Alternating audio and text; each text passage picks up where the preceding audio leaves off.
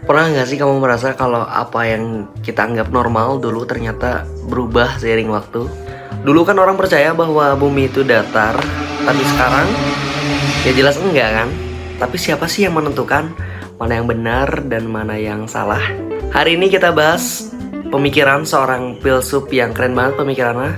Namanya Michael Foucault. Dia punya teori bahwa kebenaran itu bukan sesuatu yang mutlak, tapi dibentuk oleh kekuasaan dan cara kita berbicara tentang sesuatu, alias diskursus. Jadi yuk kita pelajari konsepnya satu persatu.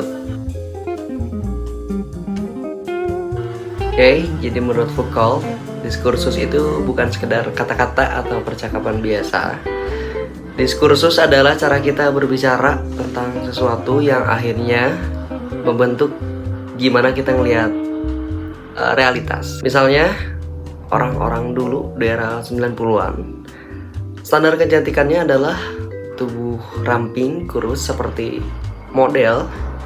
Tapi sekarang diskursus tentang kecantikan sudah berubah.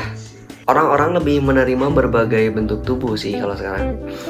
Ini membuktikan bahwa kecantikan itu bukan sesuatu yang tetap, melainkan dibentuk oleh cara kita berbicara dan memahami sesuatu.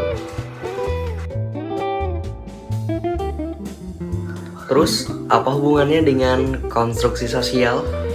Konstruksi sosial itu berarti bahwa banyak hal yang kita anggap alami, tapi ternyata bukan sesuatu yang tetap, tapi hasil dari aturan dan norma yang dibuat oleh masyarakat. Contoh, dulu perempuan dianggap harus diam di rumah aja, tapi sekarang banyak di luar sana perempuan bisa jadi CEO, bisa jadi presiden atau astronot.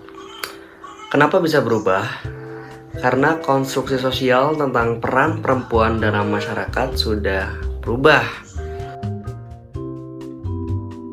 Ini bagian yang paling menarik nih. Biasanya kita berpikir bahwa kekuasaan itu milik pemerintah atau raja kan. Tapi Foucault bilang kekuasaan itu ada di mana-mana, menyebar dalam kehidupan kita sehari-hari. Kita ambil contohnya di sekolah ya. Guru menentukan mana yang pintar dan mana yang malas.